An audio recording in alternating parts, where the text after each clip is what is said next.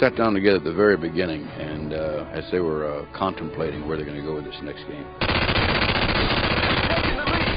And I was able to bring in a young soldier, just came back from Afghanistan with me, and talk about different movements, different techniques, how the weapons operated differently.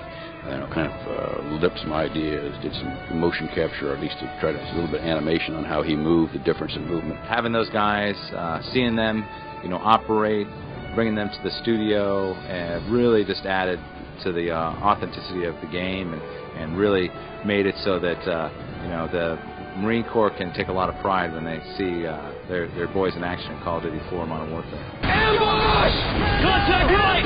Contact right! Take Alpha! We've really focused for Call of Duty 4 to be a very international game, to have a very wide appeal. We've been to all over Europe, to the UK, to France, to Italy, to Germany. Everyone has just been loving it. Every time we show the game, we have standing ovations during demonstrations, and we got people that just keep coming back to play the game more and more and more. I heard one Russian journalist tell me, he said, well, you have to have the Russians as the bad guys. I thought we got over that. No, they're not communists anymore. Why do you have the Russians? Wouldn't you get any of that out there? A little bit. There's some posts on the forums, but just to let folks know that this is a Russian separatist who is a bad guy. You're not fighting against the Russian government. We love Russians. UAV recon standing by. With regards to the multiplayer, you've got the ability to level up your character as you would see in an RPG. And you start off at level 1. I believe at level 4 you open up Create a Class, which allows you to mix and match your weaponry, your attachments, and your perks, which is the way you customize your characters. You unlock various types of weapons, various challenges, and you gain with those weapons the ability to complete new challenges with each weapon that unlocks additional attachments.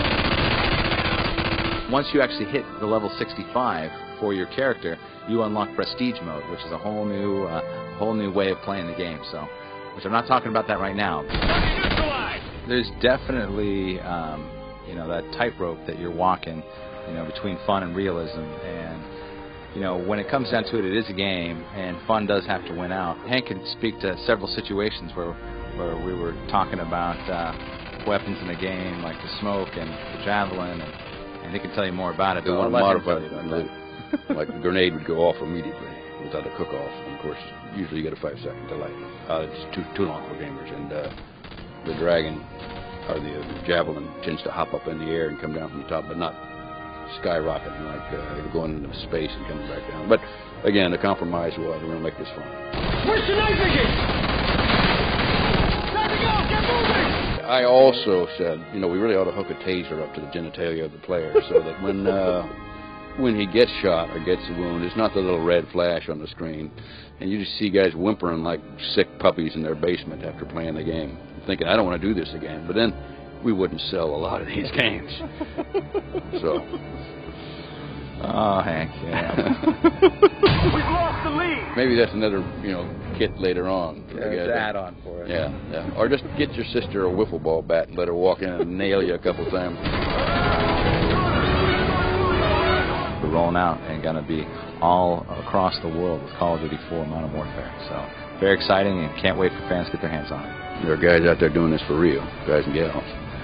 And so this gives you kind of a feel of what they go through on the most intense day of combat. So you see them come home in the airport, you tell them thank you. They're out there doing this kind of thing.